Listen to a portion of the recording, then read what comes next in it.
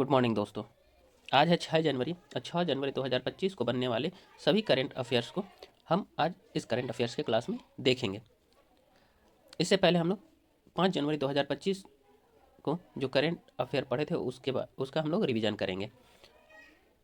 आपका गुप्ता जी की पाठशाला में स्वागत है। चलो ये हम लोग स्टार्ट करते हैं। क्वेश्चन नंबर 1, कल हम लोग पढ़े हुए थे कि हाल ही में घरेलू उड़ानों में वाईफाई कनेक्टिविटी सेवा प्रदान करने वाली पहली एयरलाइंस बन गई है। कौन? Air India. कौन बनी है? Air India. चलिए नेक्स्ट देखते हैं। वित्त वर्ष 2023-24 में अप्रैल से नवंबर के बीच भारत का कॉफी निर्यात कितना पहुंच गया है? तो 1.15 अरब डॉलर। कितना पहुंच गया? 1.15 अरब डॉलर। उसी का हम लोग कुछ डाटा भी देख लेते हैं भारत से रिलेटेड। कॉफी उत्पादन में भारत का विश्व में 8वां स्थान है। भारत में कॉफी का सर्वाधिक उत्पादन दक्षिण भारत में होता है। सर्वाधिक कॉफी का उत्पादन करने वाले भारतीय राज्य कौन कौन से? कर्नाटक है 71% पहले स्थान पर, दूसरे स्थान पर केरल 20% और तीसरे स्थान पर तमिलनाडु 5%। तीसरा क्वेश्चन हम लोग देखेंगे कि किस आईआईटी संस्थान ने मिट्टी में मौजूदा विषैले प्रदूषकों को खत्म करने के लिए बैक्टीरिया विकसित किया है? तो आईआईटी बॉम्बे ने। किसने? आईआईटी बॉम्बे ने। वस्त्र एवं परिधान के वैश्विक व्यापार में 3.9% हिस्सेदारी के साथ भारत विश्व निर्यात में किस स्थान पर है? तो 6ठे स्थान पर। किस स्थान पर है विश्व निर्यात में? वस्त्र एवं परिधान में भारत का कितने स्थान पर है? 6ठे स्थान में, 3.9% हिस्सेदारी के साथ। 5 नंबर क्वेश्चन देखें। भारत में वाहनों की खुदरा बिक्री 2024 में वार्षिक आधार पर 9% बढ़कर कितने यूनिट से अधिक हो गई है? तो 2.6 करोड़। कितने अधिक हो गई? 2.6 करोड़, जो कि कोविड-19 से पूर्व से अधिक है। अब हाल ही में किसको केंद्रीय रिजर्व पुलिस बल का महानिदेशक नियुक्त किया गया? तो विपुल कुमार को। किसको? विपुल कुमार को। नेक्स्ट चलेंगे हम लोग 7 नंबर क्वेश्चन में। हाल ही में भारत की कुल नवीकरणीय ऊर्जा क्षमता कितने गीगावाट को पार कर गई है? तो 200 गीगावाट। कुल हम पढ़े थे 214 गीगावाट हो चुका है। ठीक है, नेक्स्ट चलेंगे हम लोग। हाल ही में भारत सरकार ने कितने खिलाड़ियों को खेल रत्न पुरस्कार देने का निर्णय लिया है? तो कितने खिलाड़ियों को देने का निर्णय लिया है? 4 खिलाड़ियों को। कितने खिलाड़ियों को? 4 खिलाड़ियों को। उनके नाम देख लेते एक बार। मनु भाकर हैं, डी गुकेश, हरमनप्रीत सिंह और पैरा एथलीट प्रवीण कुमार को सरकार ने मेजर ध्यानचंद खेल रत्न से सम्मानित करने का निर्णय लिया है। नेक्स्ट चलेंगे हम लोग। वर्तमान में कितने ग्रामीण भू अभिलेखों का डिजिटलीकरण कर दिया गया है? तो कितना? 98.5%। 98.5%। फिर चलेंगे हम लोग। विश्व में प्रतिवर्ष किस तारीख को विश्व ब्रेल दिवस मनाया जाता है? तो किस तारीख को मनाया जाता है? 4 जनवरी को। किस तारीख को? 4 जनवरी को। 11 नंबर क्वेश्चन देखें। मौलाना अबुल कलाम आज़ाद ट्रॉफी किसे प्रदान की जाती है? तो खेलों में उत्कृष्ट प्रदर्शन करने वाले विश्वविद्यालय को। नेक्स्ट चलेंगे हम लोग। हाल ही में चर्चा में रहे सैदुर्नी वन्यजीव अभ्यारण्य किस बायोस्फीयर रिजर्व का हिस्सा है? तो अगस्तमलाई बायोस्फीयर रिजर्व, तमिलनाडु। ठीक है। हाल ही में प्रतिबंधित किए जाने और पुनः प्रतिबंध हटाए जाने के कारण चर्चा में रहे मेथिल कोबालमिन किस विटामिन का एक रूप है? तो विटामिन बी का। किसका? विटामिन बी का। विटामिन बी का, सॉरी विटामिन B1 का। ठीक है, इतना याद रखना है। नेक्स्ट अब हम लोग देखेंगे 6 जनवरी को बनने वाले सभी करंट अफेयर्स को विस्तार से हम लोग यहाँ पर उसके बारे में पढ़ेंगे। नेक्स्ट हम लोग देखते हैं। हाल ही में चर्चा में रहा प्रोजेक्ट विस्तार का मुख्य उद्देश्य क्या है? प्रोजेक्ट विस्तार का मुख्य उद्देश्य क्या है? तो यहाँ 4 ऑप्शन दिए गए हैं। पहले हम लोग देखते हैं इसका आंसर क्या है। तो इसका आंसर होगा प्रोजेक्ट विस्तार का उद्देश्य जो है किसानों को सलाहकारी सेवाएं प्रदान करना। किसानों को सलाहकारी सेवाएं प्रदान करना। नेक्स्ट अब इसके बारे में हम लोग थोड़ा डिटेल से देखते हैं क्वेश्चन के बारे में। आईआईटी मद्रास और कृषि मंत्रालय ने प्रोजेक्ट विस्तार लॉन्च किया। किसने किया है? आईआईटी मद्रास और कृषि मंत्रालय ने प्रोजेक्ट विस्तार को लॉन्च किया है। विस्तार का पूरा नाम होता है, विस्तार का फुल फॉर्म होता है virtually integrated system to access agriculture resources. ठीक है, विस्तार का फुल फॉर्म क्या है? Virtually integrated system to access agriculture resources. Next हम लोग चलते हैं इसी का नेक्स्ट बिंदु। जो कृषि विस्तार का डिजिटलीकरण करेगा और 12,000 कृषि स्टार्टअप को शामिल करेगा। इसका उद्देश्य क्या है? कृषि विस्तार का डिजिटलीकरण करना और 12,000 कृषि स्टार्टअप्स को शामिल करना। इसका फोकस क्षेत्र कौन कौन सा है? तो फोकस क्षेत्र फसल सलाह, आपूर्ति श्रृंखला प्रबंधन, विपणन यानी मार्केटिंग, मूल्य संवर्धन और योजनाओं की जानकारी का प्रसार। अभी वर्तमान में भारत के कृषि मंत्री कौन है? शिवराज सिंह चौहान है। क्वेश्चन नंबर 2 देखेंगे, भारत का सकल गैर निष्पादित आस्ती यानी जीएनपीए अनुपात कितना है। जीएनपीए का फुल फॉर्म होता है gross national gross sorry Bharat का सकल गैर निष्पादित आस्ती कितना है, ग्रोस नॉन परफॉर्मिंग एसेट्स होता है, ग्रोस नॉन परफॉर्मिंग एसेट्स का अनुपात कितना है। तो यहाँ पर हम लोग देख रहे हैं कितना है अभी वर्तमान में, तो 4 ऑप्शन दिए गए हैं, इसमें 2.6% होगा। करेक्ट आंसर 2.6 यानी डी नंबर होगा। आगे चलते हैं, इसके बारे में हम लोग थोड़ा डिटेल से जानेंगे। भारतीय रिजर्व बैंक यानी आरबीआई की रिपोर्ट के मुताबिक सितंबर 2024 में भारत के बैंकों का सकल गैर निष्पादित परिसंपत्तियां यानी ग्रोस नॉन परफॉर्मिंग एसेट्स अनुपात 2.6% रहा, जो पिछले 12 सालों में सबसे कम स्तर पर है। कुल मिलाकर के बोला कि आरबीआई की एक रिपोर्ट आई थी जिसमें यह बताया गया है कि सितंबर 2024 में भारत के बैंकों का सकल गैर निष्पादित परिसंपत्तियां यानी जीएनपीए अनुपात 2.6% रहा है, जो पिछले 12 सालों में सबसे कम स्तर है। ठीक है, अब जीएनपीए क्या होता है अनुपात, आप देखिए जीएनपीए अनुपात में सुधार का कारण क्या है। सबसे पहले बात यह देखिए, जीएनपीए अनुपात में सुधार के कारण कर्ज चुकाने में कमी, स्थिर ऋण मांग, बेहतर वसूली और उन्नयन, ये 4 कारण रहे हैं जो कि जीएनपीए अनुपात में सुधार के प्रमुख कारणों में गिना जा सकता है। आगे देखेंगे जीएनपीए अनुपात से जुड़ी कुछ बातें हम लोग यहाँ पर देखेंगे। जीएनपीए अनुपात से जुड़ी कुछ और बातें, कम जीएनपीए अनुपात बेहतर परिसंपत्ति गुणवत्ता और वित्तीय स्वास्थ्य का संकेत देती है। यानी कम जीएनपीए होगा तो क्या होता है, बेहतर परिसंपत्ति गुणवत्ता और वित्तीय स्वास्थ्य का संकेत देता है कि अच्छा होगा या बुरा होगा। ठीक है, अर्थव्यवस्था में। दूसरा, 2% से नीचे जीएनपीए अनुपात बनाए रखना प्रबंधनीय माना जाता है। ठीक है, कितना प्रतिशत, 2% से नीचे जीएनपीए अनुपात बनाए रखना कैसा माना जाता है, प्रबंधनीय माना जाता है। जीएनपीए क्या है, जीएनपीए एक निरपेक्ष राशि है, यह किसी विशेष तिमाही या वित्तीय वर्ष में बैंक की सकल गैर निष्पादित परिसंपत्तियों का कुल मूल्य बताता है।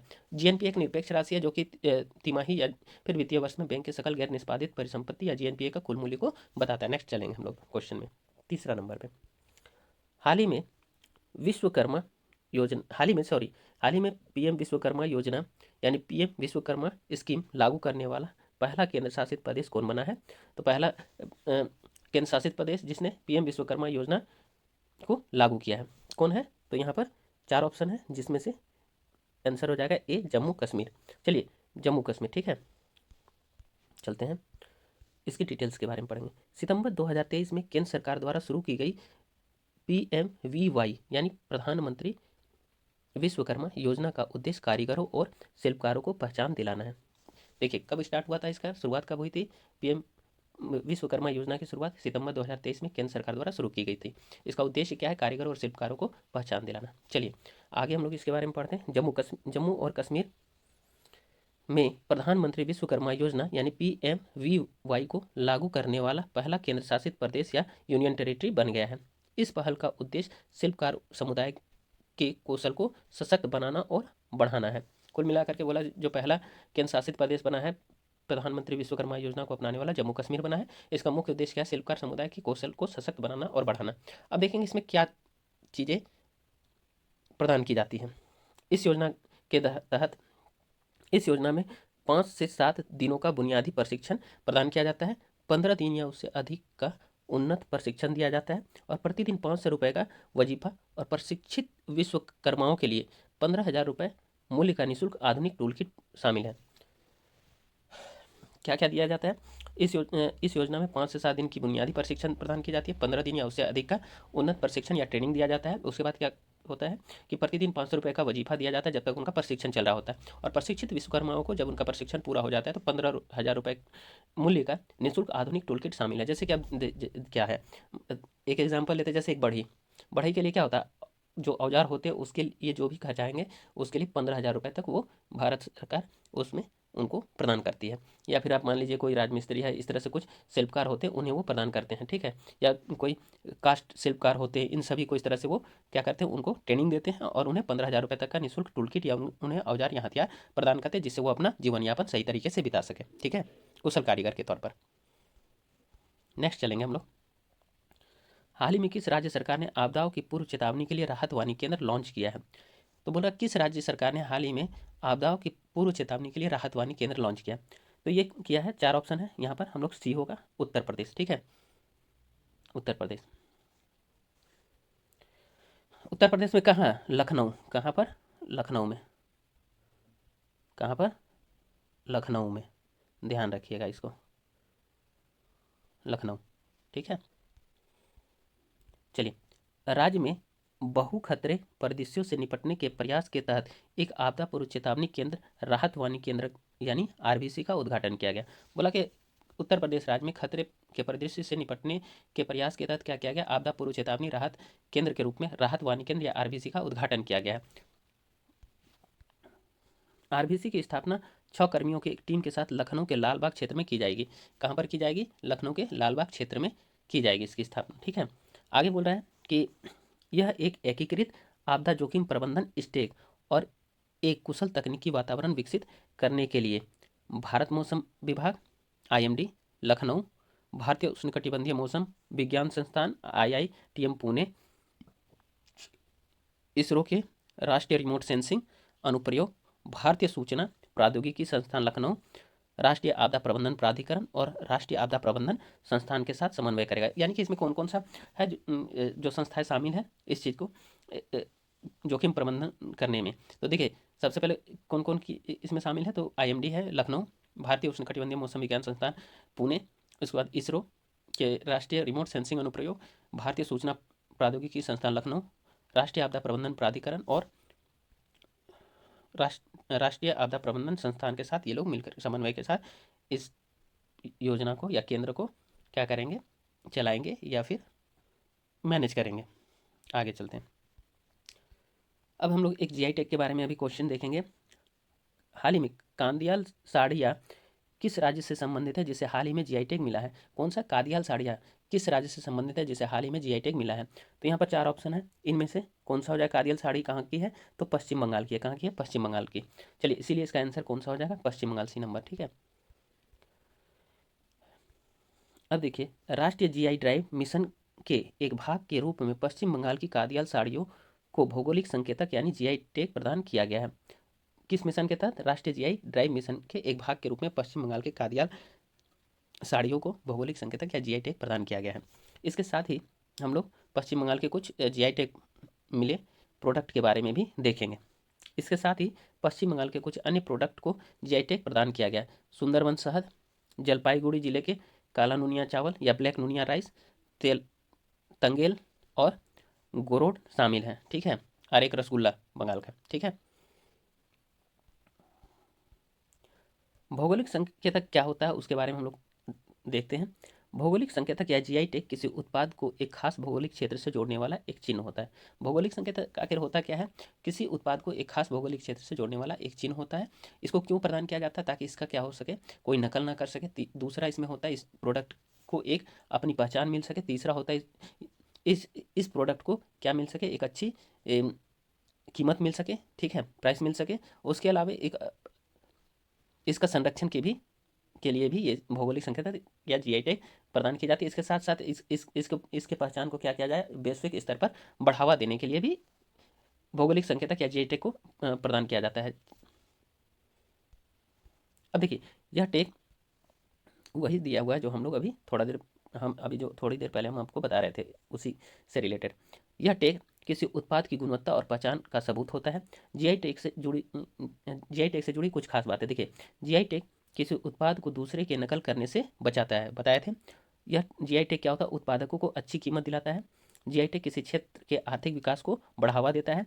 जीआई टैग उत्पाद की भौगोलिक उत्पत्ति उस क्षेत्र की विशेषताओं को दर्शाता है। जीआई टैग किसी उत्पाद को उसकी विशेषता और भौगोलिक स्थिति के आधार पर दिया जाता है। जीआई टैग के बारे में क्या क्या विशेषता है कि यह नकल करने से बचाता है। दूसरा, उत्पादकों को अच्छी कीमत दिलाता है। तीसरा, आर्थिक विकास को बढ़ावा देता है। चौथा हो जाएगा भौगोलिक उत्पत्ति और उस क्षेत्र की विशेषताओं को दर्शाता है। पांचवा हो जाएगा उस उत्पाद की उसकी विशेषता और भौगोलिक स्थिति के आधार पर उसे जीआई टैग प्रदान किया जाता है। ये जीआई टैग कितने वर्षों के लिए होता है? तो जीआई टैग 10 वर्षों के लिए वैलिड होता है। अब देखिए, जीआई टैग कब आया था और यह किस एक्ट के तहत शामिल किया गया? जीआई टैग भौगोलिक संकेतक पंजीकरण और संरक्षण एक्ट 1999 के तहत जारी किया जाता है। किस एक्ट के तहत? भौगोलिक संकेतक और पंजीकरण और संरक्षण एक्ट 1999 के तहत जारी किया जाता है। नेक्स्ट देखेंगे हम लोग जीआई टैग से रिलेटेड। जीआई टैग उद्योग संवर्धन और आंतरिक व्यापार विभाग वाणिज्य और उद्योग मंत्रालय के अंतर्गत आने वाले भौगोलिक सांकेतिक रजिस्ट्री द्वारा जारी किया जाता है। बोल रहा है कि जीआई टैग जो है किस डिपार्टमेंट के अंतर्गत आता है? उद्योग संवर्धन और आंतरिक व्यापार विभाग यानी DPIT, ठीक है। और दूसरा हो गया वाणिज्य और उद्योग मंत्रालय के अंतर्गत ये विभाग आते हैं, ठीक है। उसी के आधार पर क्या किया जाता है? भौगोलिक संकेत रजिस्ट्री द्वारा ये जारी किया जाता है। अब पहला क्या कौन सा था? भारत में दार्जिलिंग की चाय को पहला जीआई टैग मिला था। नेक्स्ट क्वेश्चन देखते हैं 6 नंबर का। भारत की पहली तटीय पक्षी जनगणना किस स्थान पर आयोजित की गई है? ध्यान रखिएगा ये भारत की पहली है, इसीलिए VVI क्वेश्चन बन जाते हैं। भारत की पहली तटीय पक्षी जनगणना किस स्थान पर आयोजित की गई है? तो ये जो है 3 से 6 जनवरी तक अभी आज तक ही चल रहा, 3 से 6 जनवरी तक चल रहा था, ठीक है। अब हम इसको देखेंगे डिटेल से। यहाँ पर 4 ऑप्शन दिए गए हैं। इसका आंसर हो जाएगा आपका समुद्री राष्ट्रीय उद्यान जामनगर, बी नंबर, समुद्री राष्ट्रीय उद्यान जामनगर। देखेंगे इसका सही उत्तर हो जाएगा बी, समुद्री राष्ट्रीय उद्यान जामनगर। नोट, यानी अब हम इसके बारे में डिटेल से पढ़ेंगे। गुजरात सरकार और bird conservation society of Gujarat यानी BCSG ने 3 से 5 जनवरी 2025 तक जामनगर के मरीन नेशनल पार्क और मरीन अभ्यारण्य में भारत की पहली तटीय और वेडर पक्षी जनगणना आयोजित की। बोल रहा है गुजरात सरकार और bird conservation society of Gujarat ने दोनों ने मिल करके अभी हाल ही में क्या किया है कि जामनगर के मरीन नेशनल पार्क और मरीन अभ्यारण्य में भारत की पहली तटीय और वेडर पक्षी जनगणना आयोजित की, ठीक है। अब गुजरात के जामनगर जिले में 300 से अधिक पक्षी प्रजातियां, कितनी है जामनगर में? 300 से अधिक पक्षी प्रजातियां हैं, ठीक है, जिनमें से 50 से अधिक वेडर पक्षी प्रजातियां शामिल है। 3 दिवसीय कार्यक्रम करने के साथ समापन समारोह शामिल है। बोला 3 दिन का कार्यक्रम चला, उसके बाद इसका क्या कर दिया गया? समापन कर दिया गया। जनगणना मरीन नेशनल पार्क और मरीन अभ्यारण्य में वेडर और तटीय पक्षी प्रजातियों पर केंद्रित रही। किस पर रही है? ये जो जनगणना पक्षियों का जो जनगणना हुआ है वो मरीन नेशनल पार्क और मरीन अभ्यारण्य में वेडर और तटीय पक्षी प्रजातियों पर केंद्रित रहा है। नेक्स्ट चलेंगे 7 नंबर का क्वेश्चन देखेंगे हम लोग। 31वीं राष्ट्रीय बाल विज्ञान कांग्रेस का आयोजन किस शहर में हुआ या होगा? ठीक है, चलिए 31वीं राष्ट्रीय बाल विज्ञान कांग्रेस का आयोजन किस शहर में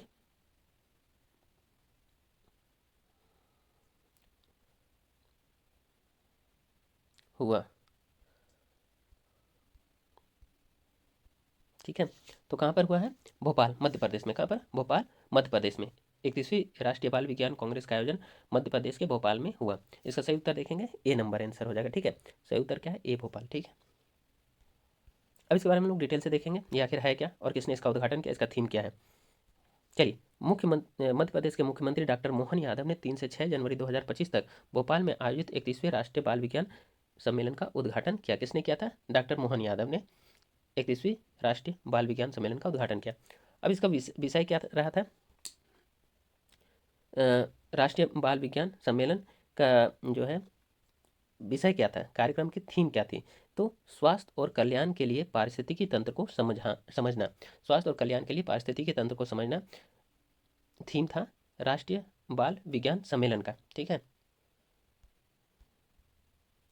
अब यहाँ पर हम लोग देखेंगे, यहाँ तो भारत के बच्चे तो शामिल हुए ही हुए, साथ में विदेश के भी कई बाल वैज्ञानिक और शिक्षक सलाहकार इसमें शामिल हुए हैं। चलिए, इस कार्यक्रम में भारत और खाड़ी देश जैसे कि बहरीन, UAE, कुवैत, ओमान और सऊदी अरब से 700 से अधिक बाल वैज्ञानिक, शिक्षक और सलाहकार शामिल हुए, ठीक है।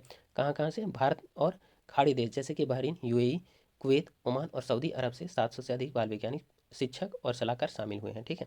अब इस कार्यक्रम का उद्देश्य क्या है, इस प्रकार का कार्यक्रम क्यों लाया गया, इसके बारे में हम लोग देखेंगे।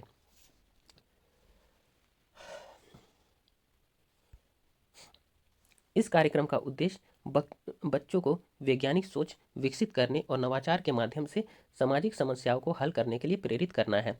गतिविधियों में चंद्रयान मिशन प्रदर्शनी, जल रॉकेटरी, रोबोटिक्स, हाइड्रोपोनिक्स, पर्यावरण, सांप और सीढ़ी, चीता संरक्षण प्रदर्शनी और वैज्ञानिक लोकगीत शामिल हैं, ठीक है। क्या क्या शामिल था इसमें? इस कार्यक्रम का उद्देश्य क्या था? बच्चों को वैज्ञानिक सोच विकसित करने और नवाचार के माध्यम से सामाजिक समस्याओं को हल करने के लिए प्रेरित करना, ठीक है। अब इनकी गतिविधियों में कौन कौन सा शामिल था? तो चंद्रयान मिशन का प्रदर्शनी किया गया, जल रॉकेटरी, रोबोटिक्स, हाइड्रोपोनिक्स, पर्यावरण, सांप और सीढ़ी, चीता संरक्षण प्रदर्शनी और वैज्ञानिक लोकगीत इसमें शामिल किए गए थे, ठीक है। नेक्स्ट चलेंगे 8 नंबर क्वेश्चन देखेंगे हम लोग। ग्रामीण भारत महोत्सव 2025 का उद्घाटन किसने किया है? ग्रामीण भारत महोत्सव 2025 का उद्घाटन किसने किया है? तो यहाँ पर हम लोग देखेंगे इसका उद्घाटन जो है माननीय प्रधानमंत्री नरेंद्र मोदी जी ने किया है। किसने किया है? माननीय प्रधानमंत्री नरेंद्र मोदी जी ने किया है। सी नंबर आंसर, ठीक है, उत्तर प्रदेश, नरेंद्र मोदी जी ने। ग्रामीण भारत महोत्सव का विषय क्या था? तो ग्रामीण भारत महोत्सव का विषय विकसित भारत 2024 के लिए एक लचीली ग्रामीण भारत का निर्माण करना है, ठीक है। ये ग्रामीण भारत महोत्सव 2025 का थीम क्या था? फिर से एक बार देख लीजिए। इसका थीम था विकसित भारत 2024 के लिए एक लचीले ग्रामीण भारत का निर्माण करना, ठीक है। आगे हम लोग देखेंगे इस महोत्सव का आदर्श वाक्य भी था। ग्रामीण भारत महोत्सव का आदर्श वाक्य क्या था? तो गांव बढ़े तो देश बढ़े, गांव बढ़े तो देश बढ़े। इसका आदर्श वाक्य क्या है? गांव बढ़े तो देश बढ़े। नेक्स्ट चलेंगे हम लोग। प्रधानमंत्री नरेंद्र मोदी जी ने 4 जनवरी 2025 को नई दिल्ली में आयोजित ग्रामीण भारत महोत्सव 2025 का उद्घाटन किया। उद्घाटन समारोह के दौरान केंद्रीय वित्त और कॉरपोरेट मामलों के मंत्री निर्मला सीतारमण, केंद्रीय वित्त राज्य मंत्री पंकज चौधरी भी मौजूद थे। देखिए, इसका उद्घाटन किसने किया था?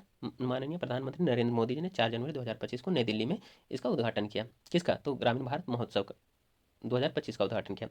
उद्घाटन समारोह में और भी गणमान्य व्यक्ति शामिल थे, जिनमें केंद्रीय वित्त और कॉरपोरेट मामलों की मंत्री निर्मला सीतारमण जी थी और केंद्रीय वित्त राज्य मंत्री पंकज चौधरी भी मौजूद थे। अब देखिए, ग्रामीण भारत महोत्सव 4 से 9 जनवरी 2025 तक दिल्ली में आयोजित किया जा रहा है। कब से कब तक चल रहा है? 4 से 9 जनवरी 2025 तक नई दिल्ली में इसका आयोजन किया जा रहा है, ठीक है। ग्रामीण भारत महोत्सव का आयोजन क्यों किया गया? सॉरी, किस किस ने मिलकर के किया गया? इसमें भागीदार या साझेदार कौन कौन से विभाग या मंत्रालय इसमें शामिल है, देखेंगे हम लोग।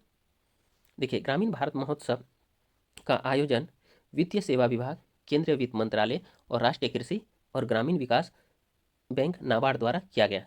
अब देखिए, इसका आयोजनकर्ता में कौन कौन शामिल थे? वित्तीय सेवा विभाग था, केंद्रीय वित्त मंत्रालय और राष्ट्रीय कृषि और ग्रामीण विकास बैंक नाबार्ड द्वारा इस किया गया था, ठीक है।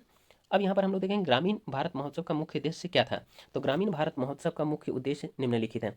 ग्रामीण विकास कार्यक्रमों के कार्यान्वयन के लिए रणनीतियों का पता लगाना, ठीक है, ग्रामीण उद्यमियों के लिए बाजार से जुड़ने का अवसर और राष्ट्रीय कृषि एवं ग्रामीण विकास बैंक के बारे में, ठीक है, सॉरी, फिर से हम लोग यहाँ देख लेते हैं कि इसका मुख्य उद्देश्य क्या था ग्रामीण भारत महोत्सव का। ग्रामीण भारत महोत्सव का मुख्य उद्देश्य निम्नलिखित है। ग्रामीण विकास कार्यक्रमों के कार्यान्वयन के लिए रणनीतियों का पता लगाना, ग्रामीण उद्यमियों के लिए बाजार से जुड़ने का अवसर, ठीक है, ये है। अब हम लोग देखेंगे इसके जो साझेदार थे, इसका आयोजन नाबार्ड के द्वारा भी किया गया था। तो नाबार्ड के बारे में भी हम लोग थोड़ा बहुत देखते हैं डिटेल से, क्योंकि स्टैटिक क्वेश्चन का भी पार्ट है और ये कभी कभी रेल के रूप में क्वेश्चन के साथ जोड़ करके दे देते हैं। तो ये जानना भी जरूरी होता है कि ये क्या है और कब इसकी स्थापना हुई, ठीक है। तो उससे रिलेटेड जो भी क्वेश्चन बनते हैं वो देख लेने से क्या होता है, एक आध नंबर बढ़ ही जाते हैं।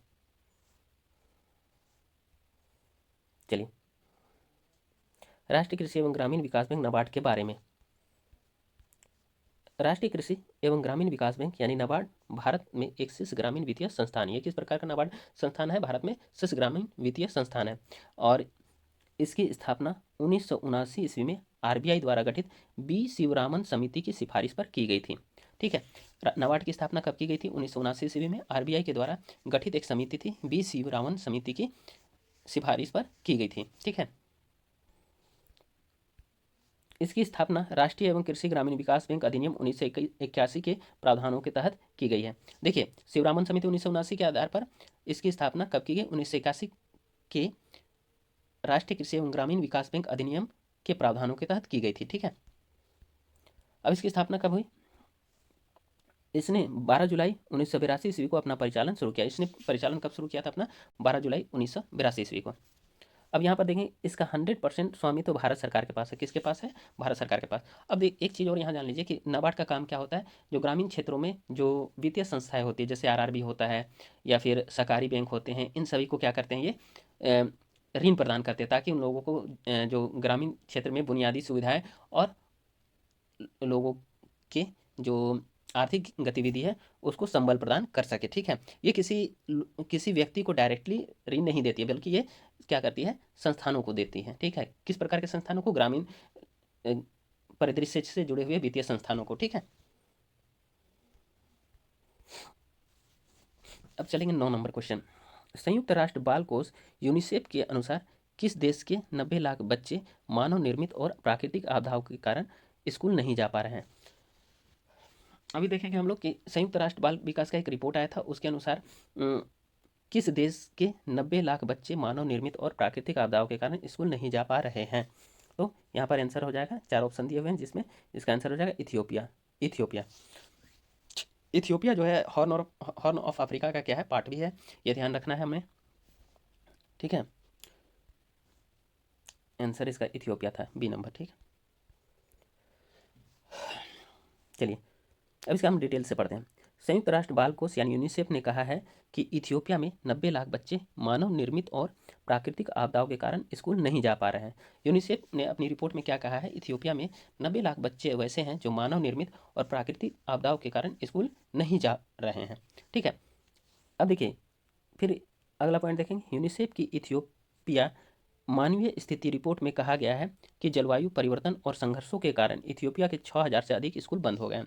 देखिए यूनिसेफ ने जो अपनी रिपोर्ट दी है, कौन सा रिपोर्ट दिया है, मानवीय स्थिति रिपोर्ट दिया है, तो उसी में उन्होंने यूनिसेफ ने यह कहा है कि जलवायु परिवर्तन और संघर्ष के कारण इथियोपिया में 6000 से अधिक स्कूल बंद है। वहाँ मानवीय संघर्ष भी चल रहा है और जलवायु परिवर्तन दोनों का ही समस्या है। ठीक है, जलवायु परिवर्तन जैसे बाढ़, सूखा इत्यादि का होना, और मानवीय संघर्ष में जैसे कि चरमपंथी द्वारा या सशस्त्र संघर्ष, इस प्रकार की वहाँ पर समस्या है जिसके कारण वहाँ 6000 से अधिक स्कूल बंद हो गए हैं। ठीक है, आगे हम लोग देखेंगे इसके बारे में। इथियोपिया के विभिन्न भागों, विशेषकर देश के अम्हारा और आरोमिया क्षेत्र में चल रही संघर्ष स्थितियों पर प्रकाश डालते हुए यूनिसेफ ने कहा कि शिक्षा क्षेत्र तबाह हो गया। अब देखिए इथियोपिया में जो संघर्ष चल रहा है, खूनी संघर्ष जो चल रहा है, वह इथियोपिया के किस भाग में, तो अम्हारा और ओरोमिया क्षेत्र में। कहाँ पर, अम्हारा और ओरोमिया क्षेत्र में जो संघर्ष चल रही है, उन्हीं स्थितियों पर उन्होंने प्रकाश डालते हुए यूनिसेफ ने कहा, क्या कहा कि इथियोपिया के शिक्षा क्षेत्र तबाह हो गया। इथियोपिया का शिक्षा क्षेत्र क्या हो गया है, तबाह हो गया है। ठीक है,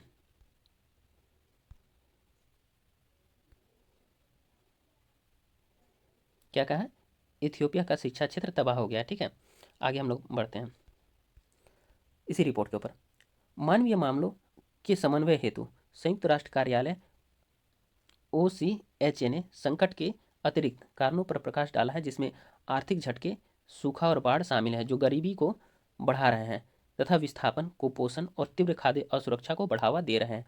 ठीक है, OCHA ने अनुमान लगाया है कि हॉर्न ऑफ अफ्रीका में मानवीय संकट से निपटने के लिए 9.8 बिलियन अमेरिकी डॉलर की आवश्यकता है। अब देखिए मानवीय मामलों के समन्वय के लिए संयुक्त राष्ट्र कार्यालय ने OCHA ने क्या किया है, संकट के अलावे और भी कई बिंदुओं पर प्रकाश डाला है, जिनमें उन्होंने क्या बोला कि यहाँ पर मुख्य समस्या क्या है, आर्थिक झटके का होना यानी आर्थिक संकट, दूसरा सूखा और बाढ़ है, तीसरा क्या है, देखिए 3 कारण बोला कि आर्थिक संकट, दूसरा सूखा और बाढ़ था, तीसरा ठीक है, तो जिसके कारण गरीबी को ये बढ़ा रहा है और इससे क्या हो रहा है, विस्थापन, कुपोषण और तीव्र तीव्र खाद्य असुरक्षा को भी ये जन्म दे रही है या बढ़ा रही है। ठीक है, फिर क्या बोला है, OCHA ने क्या कहा है कि हॉर्न ऑफ अफ्रीका में मानवीय संकट से निपटने के लिए कितनी राशि की आवश्यकता होगी, तो 9.8 बिलियन अमेरिकी डॉलर की आवश्यकता होगी। चलिए यूनिसेफ के बारे में हम लोग थोड़ा डिटेल से पढ़ेंगे, क्योंकि ये कई बार जो है काफ़ी सारे एग्जाम्स में पूछे जाते हैं, स्टैटिक क्वेश्चन भी, और कभी ट्रेल के रूप में भी पूछ दिया जाता है। तो चलिए हम लोग देखते हैं, चर्चा में है तो देखना अनिवार्य हो जाता है। संयुक्त राष्ट्र बाल कोष यूनिसेफ के बारे में कुछ खास बातें। यूनिसेफ की स्थापना 11 दिसंबर 1946 ईस्वी को संयुक्त राष्ट्र महासभा ने की थी। यूनिसेफ की स्थापना कब हुई थी, 11 दिसंबर 1946 ईस्वी को किसने किया था, यूनाइटेड नेशन असेंबली ने किया था। ठीक है, आगे चलेंगे। अब इसका मकसद क्या होता है, यूनिसेफ का मकसद क्या है कि इसका मकसद जो है द्वितीय विश्व युद्ध के बाद बच्चों और माताओं को आपातकालीन भोजन और स्वास्थ्य सुविधाएं मुहैया कराना था। देखिए यूनिसेफ का मकसद क्या था, द्वितीय विश्व युद्ध के बाद बच्चों और माताओं को आपातकालीन भोजन और स्वास्थ्य सेवाएं मुहैया कराना था यूनिसेफ का उद्देश्य। ठीक है, अब यूनिसेफ को पहले संयुक्त राष्ट्र अंतर्राष्ट्रीय बाल आपातकालीन कोष के नाम से जाना जाता। देखिए यूनिसेफ को पहले क्या किस नाम से जाना जाता था, संयुक्त राष्ट्र अंतर्राष्ट्रीय बाल आपातकालीन कोष के नाम से जाना जाता था। अभी यूनिसेफ में कितने देश जुड़े हुए हैं, अभी यूनिसेफ में 190 से ज़्यादा देश जुड़े हुए हैं और क्षेत्रों में भी काम कर रहा है। यूनिसेफ कितने देशों और क्षेत्रों में काम कर रहा है? 190 से ज़्यादा देशों और क्षेत्रों में काम कर रहा है। ठीक है, चलिए आगे बढ़ते हैं। भारत में यूनिसेफ बच्चों के अधिकार को बढ़ावा देने और उनकी रक्षा करने के लिए काम करता है। यूनिसेफ का मुख्य कार्य क्या है अभी? कि बच्चों के अधिकार को बढ़ावा देना और उनकी रक्षा करने का काम करता है। वही भारत में भी यूनिसेफ वही काम कर रहा है। ठीक है, चलिए यूनिसेफ भारत के लगभग 90% बच्चों तक पहुंचता है। देखिए भारत में लगभग कितने प्रतिशत बच्चों तक यूनिसेफ की पहुंच है? तो 90% बच्चों तक भारत में पहुंच है इनकी। यूनिसेफ बच्चों के जीवन को बचाने, उनके अधिकारों की रक्षा करने और बचपन से किशोरावस्था तक उनकी क्षमताओं को पूरा करने में मदद करता है। यूनिसेफ क्या क्या कार्य करता है? बच्चों के जीवन को बचाने के लिए उनके अधिकारों की रक्षा, यानी मूलभूत जो अधिकार होते हैं उनके अधिकारों की रक्षा, और बचपन से किशोरावस्था तक उनकी क्षमता को पूरा करने में मदद करता है। ठीक है, यूनिसेफ का मुख्यालय कहाँ है? न्यूयॉर्क में। यूनिसेफ का मुख्यालय कहाँ है? न्यूयॉर्क में। अब देखिए फिलहाल इसके मुखिया कैथरीन एम रसेल कोष के कार्यकारी निदेशक हैं। यूनिसेफ की मुखिया कौन है अभी? कैथरीन एम रसेल जो है वही कार्यकारी निदेशक हैं। ठीक है, अब देखिए यूनिसेफ को 1965 में शांति के क्षेत्र में नोबेल पुरस्कार से सम्मानित किया गया था। यूनिसेफ को कब शांति के क्षेत्र में नोबेल पुरस्कार प्रदान किया गया था? 1965 ईस्वी में। अब देखिए भारत ने भी यूनिसेफ को क्या दिया है? एक पुरस्कार दिया। कौन सा पुरस्कार? यूनिसेफ को 1989 ईस्वी में इंदिरा गांधी शांति पुरस्कार भी मिला है। यूनिसेफ को 1989 ईस्वी में इंदिरा गांधी शांति पुरस्कार भी प्रदान किया गया है। ठीक है, आगे चलते हैं। 10 नंबर क्वेश्चन, ये इंपॉर्टेंट है। हाल ही में वैज्ञानिक और अनुसंधान अनुसार सॉरी हाल ही में वैज्ञानिक और औद्योगिक अनुसंधान विभाग DSIR ने अपना कौन सा स्थापना दिवस मनाया है? क्वेश्चन पूछ रहा है कि वैज्ञानिक और औद्योगिक अनुसंधान विभाग यानी DSIR ने अपना कौन सा स्थापना दिवस मनाया है?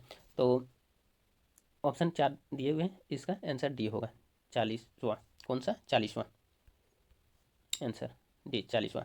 ठीक है, अब इसके बारे में हम लोग डिटेल से पढ़ेंगे। वैज्ञानिक और औद्योगिक अनुसंधान विभाग के बारे में, ये क्या है, किस प्रकार काम करता है, इसकी स्थापना कब हुई थी, इन सभी चीज़ों के बारे में हम लोग देखेंगे। देखिए वैज्ञानिक और औद्योगिक अनुसंधान विभाग DSIR अपना 40वां स्थापना दिवस 4 जनवरी 2025 को डॉक्टर अंबेडकर अंतर्राष्ट्रीय केंद्र, जनपथ, नई दिल्ली में मना। चलिए वैज्ञानिक और औद्योगिक अनुसंधान विभाग ने अपना 40वां स्थापना दिवस कब मनाया? 4 जनवरी 2025 को मनाया। कहाँ पर मनाया? तो डॉक्टर अंबेडकर अंतर्राष्ट्रीय केंद्र, जनपथ, नई दिल्ली में मनाया है। ठीक है, अब देखेंगे हम लोग वैज्ञानिक और औद्योगिक अनुसंधान विभाग विज्ञान और औद्योगिक मंत्रालय का हिस्सा है। किसका हिस्सा है यह? विज्ञान और औद्योगिक मंत्रालय, यानी कि साइंस और टेक्नोलॉजी मिनिस्ट्री के अंतर्गत आता है। साइंस एंड टेक मंत्रालय का यह हिस्सा है। ठीक है, अब इसकी स्थापना कब हुई थी? वैज्ञानिक और औद्योगिक अनुसंधान विभाग की स्थापना कब हुई थी? जो ये अपना 40वां स्थापना दिवस मना रहा है, तो इसकी स्थापना 4 जनवरी 1950 ईस्वी को हुई थी। ठीक है, कब हुई थी? 4 जनवरी 1950 ईस्वी को। अब देखिए वैज्ञानिक और औद्योगिक अनुसंधान विभाग के मुख्य काम क्या क्या है, यानी DSIR का मुख्य काम क्या है? ठीक है,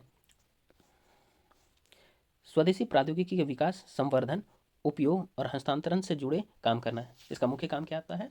तो स्वदेशी प्रौद्योगिकी के विकास, संवर्धन, उपयोग और हस्तांतरण से जुड़े काम करना है। ठीक, उद्योगों को व्यावसायिक रूप से व्यवहार्य और वैश्विक रूप से प्रतिस्पर्धी प्रौद्योगिकियां बनाने के लिए प्रोत्साहित करना। दूसरा काम क्या होता है इसका? उद्योगों को व्यावसायिक रूप से व्यवहार्य और वैश्विक रूप से प्रतिस्पर्धी प्रौद्योगिकियां बनाने के लिए प्रोत्साहित करना है। देश में वैज्ञानिक और औद्योगिक प्रगति को आगे बढ़ाना, ये सभी इनके क्या है? कार्य होते हैं। ठीक है, देश में वैज्ञानिक और औद्योगिक प्रगति को भी आगे बढ़ाना कार्य होता है। ठीक है, अब फिर से देखेंगे हम लोग वैज्ञानिक और औद्योगिक अनुसंधान विभाग ने कुछ कार्यक्रम लॉन्च किए हैं, उसके बारे में हम लोग ब्रीफली देख लेते हैं थोड़ा सा। ठीक है, कौन कौन सा कार्यक्रम चला? परामर्श संवर्धन कार्यक्रम DSIR के कार्यक्रम है। औद्योगिक अनुसंधान एवं विकास संवर्धन कार्यक्रम, ये भी DSIR के हैं। ठीक है, अंतर्राष्ट्रीय प्रौद्योगिकी अंतरण कार्यक्रम, प्रौद्योगिकी विकास और प्रदर्शन कार्यक्रम, जैव प्रौद्योगिकी उद्योग अनुसंधान सहायता परिषद, अंतरिक्ष उपयोग केंद्र, अंतर्राष्ट्रीय विज्ञान सहकारिता केंद्र, ये सभी कार्यक्रम जो है किसके द्वारा चलाए गए हैं? DSIR के द्वारा चलाए गए हैं। आज का आखिरी सवाल है इस करेंट अफेयर्स का। ठीक है, इसे हम लोग देखते हैं। द्वीप विकास एजेंसी यानी आइसलैंड डेवलपमेंट एजेंसी आईडीए की 7वीं बैठक की अध्यक्षता किसने की है? द्वीप विकास एजेंसी या आइसलैंड डेवलपमेंट एजेंसी आईडीए की 7वीं बैठक की अध्यक्षता किसने की है? तो यहाँ 4 ऑप्शन दिए गए हैं। ये इसकी अध्यक्षता किसने की है? तो माननीय गृह मंत्री अमित शाह जी ने। ए, अमित शाह जी ने। ठीक है। अब ये होता क्या है द्वीप विकास एजेंसी, आखिर है क्या? ये एक्चुअल में नॉर्थ ईस्ट जैसे कि आपका केंद्र शासित जो प्रदेश होते हैं और द्वीपीय प्रदेश जो हैं विशेष तौर पर, जैसे अंडमान निकोबार, लक्षद्वीप हो गए, दमन द्वीप हो गए, उसी के विकास के बारे में क्या करना है, द्वीपीय जो केंद्र शासित प्रदेश, द्वीपीय जो हमारे प्रदेश हैं, ठीक है, उसका क्या करना, विकास के बारे में समीक्षा और उसकी उनकी रणनीतियों पर कार्य करना है। ठीक है, तो उसी के लिए हम लोग देखेंगे द्वीप विकास एजेंसी आखिर है क्या, ठीक है, इसकी बैठक कहाँ हुई, कब हुई, ये सभी चीज़ें हम लोग इसके अंतर्गत देखेंगे। देखिए, द्वीप विकास एजेंसी या आईडीए की बैठक जो हुई थी वो नई दिल्ली में हुई है। कहाँ हुई है? नई दिल्ली में। अध्यक्षता किसने की है? गृह मंत्री अमित शाह जी ने की है। ये कौवा बैठक था? 7वां बैठक था। कौवा बैठक था? 7वां बैठक था। ठीक है।